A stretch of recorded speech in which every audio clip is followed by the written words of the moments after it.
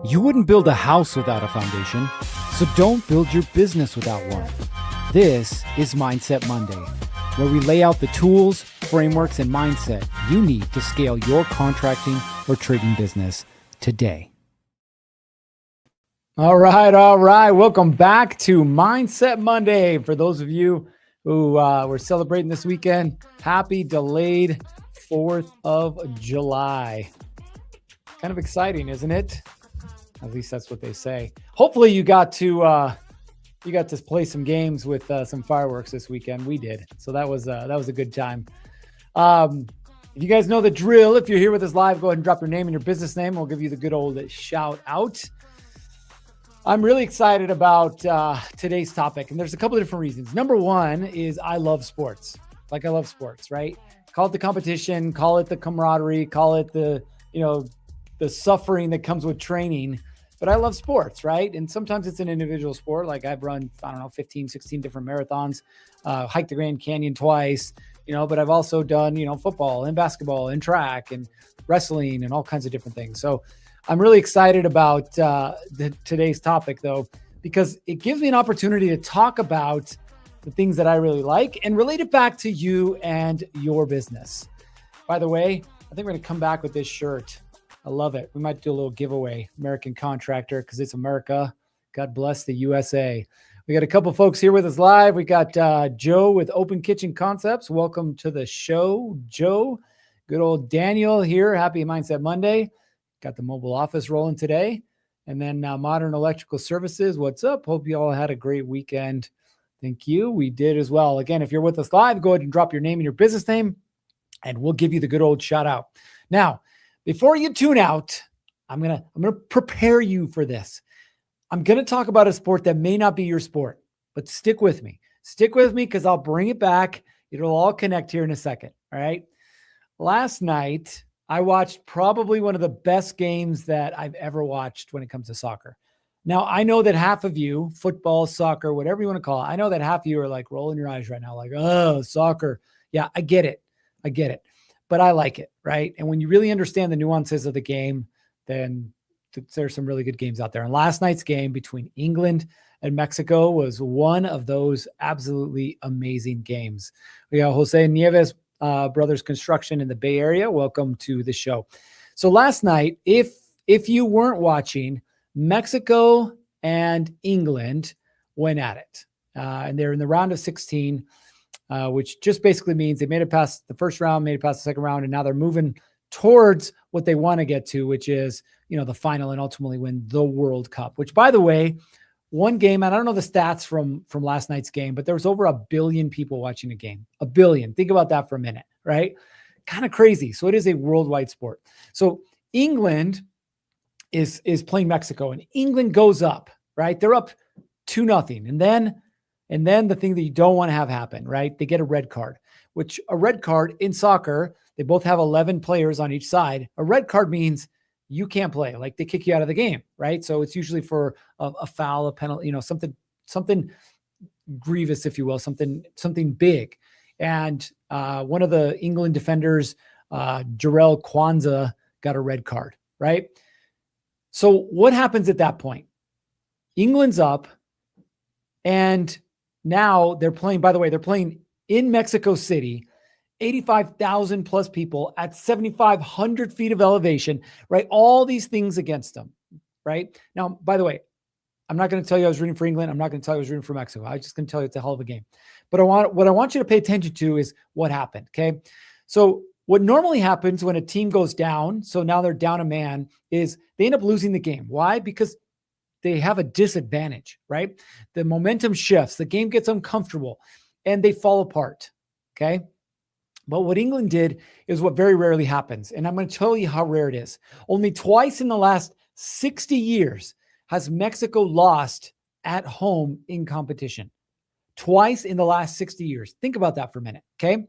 So the odds are stacked against them. They're down 11 to 10 as far as players on the pitch. They're down as far as stats. They're down as far as elevation. Like they're just down, okay? So here you go. They're down. What's going to happen? Well, what most people think is going to happen is Mexico's going to score and they're going to win, right? But what England does is quite unique. They adjust, they defend, they fight through the pressure, and they hold on to win. They hold on to win. Now, here's the crazy part, right? Are there emotions and feelings and whatnot that go into a game? Yeah, they are. And you can watch them on the players' faces. You can see it in their body language. There's a lot of feelings and emotion that go into the game. But what else goes into the game is strategy. Okay. And you saw a complete shift in strategy from England, especially for the last 35 minutes. If you watch the game, you realized that England had zero desire to score. They had every desire to control the game. And so they brought in some different players. They got rid of their superstar, Harry Kane. They brought in another defender. And so they're literally all in the defensive side in the box, right, defending against Mexico. Mexico had, I think it was 46, what they call crosses, right, where somebody kicked the ball into the box for an opportunity to score, either a header or, kick the ball or whatever. 46. Of those 46, Mexico converted zero. None. Zero, right? Now, can some of that be attributed to luck? Yeah, sure, fine, whatever. But I can also tell you that it comes down to the team playing together. Every man had a mission. Every man had an objective. Every man had an opportunity to help the team win, right?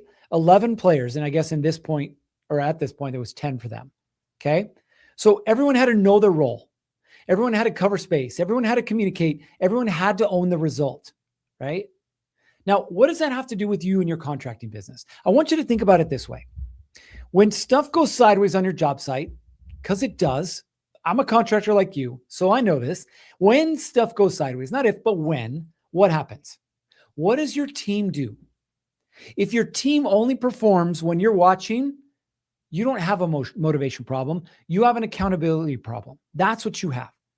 And so you have to look at this and say, what does my team do? Okay. Do they rally around? Let's find a solution to the problem.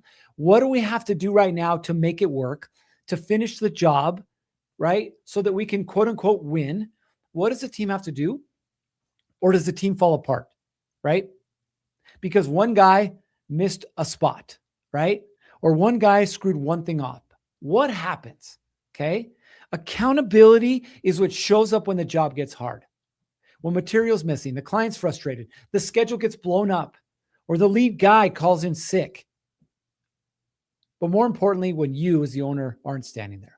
That's when you find out whether you have a team or just have a group of people that are waiting for instructions. Now, what kind of business do you have? Do you have the business where everything still runs through you? I get it. It feels great, right? Look at me. I'm the owner. Yay. I got the cell phone in one hand, a notepad in another, computer on my leg, and a burrito, right? Plus an energy drink. Like you're just trying to handle it all to yourself. Julian Burton here, Burton's Plumbing. Welcome. So ultimately, what you have to decide is what kind of a business do I want, right? What kind of a business do I want? Do I want a business where everybody's waiting for me and I play the superhero? If that's you, this is not the place for you. I'm going to tell you right now, because I want you to run a business the smart way. Okay. I don't want you to run a business that depends on you, because sometimes you're off, right? Sometimes you're injured. Sometimes you can't. And then what? Right? And then what happens? So if you're the guy who gives speeches on Monday morning, right? And everybody's like, man, he's so amazing. I love him. He's great. He's amazing. But then by Tuesday afternoon, you're stuck there saying, come on, guys, we need to do better, or let's tighten this up, or we need to communicate more, or we need to take pride in our work, right? It sounds great. But it's worthless because there's no motivation behind it. Zero. Okay. So think about this. When things go wrong, what does it look like for you? What does it look like for you? Do you let things slide? Do you just wait until they pile up before you get mad and blow up? And then your team just thinks that you're in a bad mood? No. What you need to do is start setting accountability. Okay. So think about it this way. Our team continues to grow, which I'm pretty excited about. But I also know that our team will only grow to our capacity to lead. I hired another developer. For those of you that don't know, Build Pro has created its own app, and it works with your CRM, including Contractor Plus, which we'll be sharing a little bit more about here in a second. But I just hired another developer, and it was probably the best onboarding experience I'd ever had. Do you know why? Because from the first day, from the first hour, we set the standard. This is what we do, and this is how we do it, okay? But more importantly, I let this person know, his name's Edward.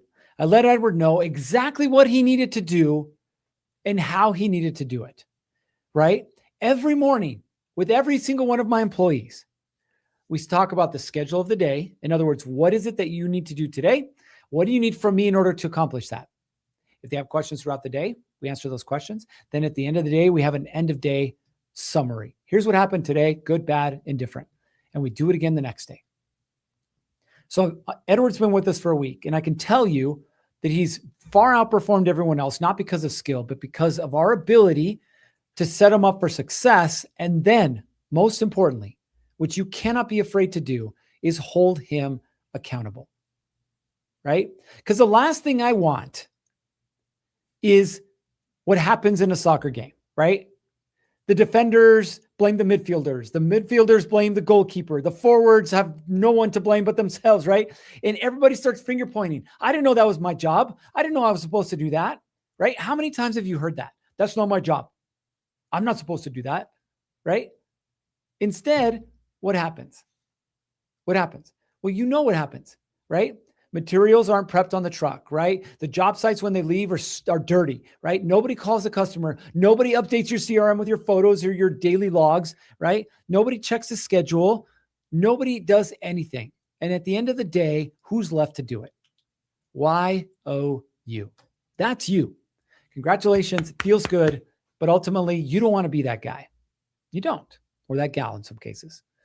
Happy Monday, Christina with Mo's Plumbing and Drain. Hello, Christina. Okay, so what do we need to do? Okay, this is what I'll tell you. We've worked with thousands of contractors over the years. The most important thing that you can do is put accountability into your business. And you're not going to put accountability into your business by telling somebody what to do. You're going to put accountability into your business by working with someone, helping them know what to do and how to do it, and then getting them to opt in or volunteer to be held accountable. Okay. That's the game that you have to play. So how do we do that? Number one, most important, clear roles and responsibilities. You need them. Your people need them. And if you don't have them, good luck trying to hold somebody accountable. Good luck trying to remember what you told somebody to do, especially if you have multiple crews. Okay. You're not going to remember. Nobody does. Okay. Number two, you need a place to track the things that you're holding people accountable for. We call it a scorecard, right? Every single one of our people, if they're in marketing, they know all about leads because we're tracking leads. If they're in sales, they know all about sales, right? If they're in production, they know all about the jobs. They know about the timelines. They know about the schedule. They know about materials. They know about manpower. They know about all those things, right? If they're running financials, they know all about the financials, AR, AP. They know what revenue, cash collected. Like they know all this stuff, right? So that we can hold them accountable. Because what's the purpose of a scorecard for the sake of having something else? Another spreadsheet, another dashboard, another number that I'm trying to remember. Doesn't matter. Okay? So understand that you as a contractor, and I say this all the time, for those of you who are with me, thank you so much. I'm sorry, I'm not sorry. Your job is not to be a better plumber, a better electrician, a better installer, a better roofer. Your job is to be a better business owner. There are some amazing CRMs out there like Contractor Plus that will help you track your leads, track your jobs, track your invoices, follow up, right? Do all of that stuff. They'll help you do that. And it's really good, but it's only good if you use it. Okay. And what we have created now with Build Pro is an app that sits with and on top of your CRM, brings all of your information into one place, helps you make decisions better with the information that you have. How do you know if your people are performing or not? You're not going to if you're not tracking it. Okay. So number one for you is you need a scorecard. Okay. Number two, if you're tired of babysitting people, stop babysitting people. Sounds pretty self-explanatory, doesn't it? Except for the fact that a lot of you don't know how to do that. You don't. Okay. So let's talk about it. How do you stop babysitting people? Okay. For a lot of you, you're going to think the shortcut, like a lot of contractors do, which is, well, I'm just going to go hire better people. Okay. So what does that look like? Right?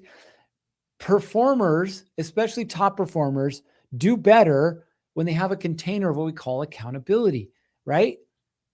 I want to know that I get rewarded for hard work. I want to know that I get rewarded for performing well. I want to know that you're going to compensate me, that you're going to take care of me for doing the job that you want me to do. Okay. So how do we do this? Back it up. Number one, clear roles and responsibilities. We talked about that. Number two, track it, the scorecard. Okay. Number three, this is the one that people miss the most. How do you know if it's working or not? You look at the scorecard, right? The scorecard is telling you what's happening. But if you don't do anything with that information, then what's the purpose of tracking it in the first place? Some of you are doing Google Business Leads. Great. Some of you are doing Facebook, Angie's List, whatever it is. Are you tracking it so that you know if it's working or not? Okay. If you are, what are you doing with the information that you're tracking? Because I will tell you right now, it is worthless to track something if you're not doing anything with that information. Now, what should you be doing with that information? Well, making adjustments and changes, right? Here's another sports reference for you. NASCAR. Fastest I've ever driven is 145 miles an hour. I won't tell you where. 145 miles an hour, but they're doing 200 plus miles an hour, right? What are they constantly doing? They're tracking, they're adjusting, they're changing. When am I stopping in the pits? What tires am I putting on? Am I drafting off somebody? Am I passing them? What am I doing, right? It's a game of adjustment. It's not a game of set it and forget it. So you have to not only be tracking, you have to be willing to make adjustments and changes, right? So when and how do we make adjustments and changes? The most important thing that you can implement in your business right now, the most important thing is a daily huddle, right? Some version of a, what are we doing today? How are we getting it done? Do you have any questions? Like if you just ask those three questions, your business would dramatically change. Why? One, you would have everybody on the same page. Okay. Two, people would know exactly what they're responsible for. And three, you would make sure that there's no stupid questions that are going to come in an hour. Hey boss, where's those 2x4s I needed? Where's those plumbing fittings that you said that I was supposed to get? Right. And instead they're running to Home Depot now, wasting 2 hours of your day and your dollars to go get the thing that should have already been on the truck to begin with. Okay. Now, those three pieces right there will change your life. Okay. Going back to the soccer reference that I started with, the reason that England beat Mexico was not because they had a better team. Honestly, I thought they were pretty even teams. It wasn't because they had a better team. It was because they deployed their strategy. It worked. And then what? A wrench got thrown in, a red card. So now they're down a man. And what do they have to do? Play the same strategy? No, they adjusted their strategy. Okay.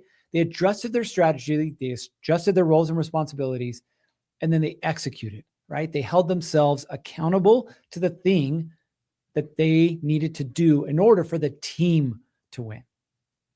So how do we create a better team?